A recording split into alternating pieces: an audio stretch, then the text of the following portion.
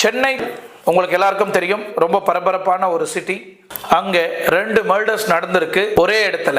இதை கண்டுபிடிக்கவே சில மாதங்கள் எடுத்திருக்கு. சாமியல்ன்றவர் 70 வயசு, அவங்க பெண் சிந்தியா 37 வயசு. இவங்க 2 பேருமே